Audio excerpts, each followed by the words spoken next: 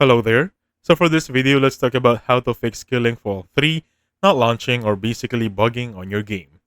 Now for this one, open up Steam, and for example, I do not have the game right. I'm going to utilize a sample game here which is going to be NBA, but the process is perfectly the same here. Now let's just say this game right here would be Killing Floor 3.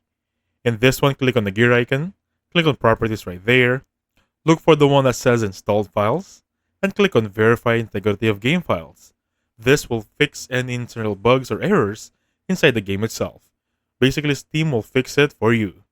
Next up, click the browse options right there.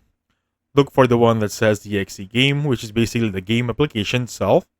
Right click on that one, or right click on the Killing Game 3, and basically run it as an administrator.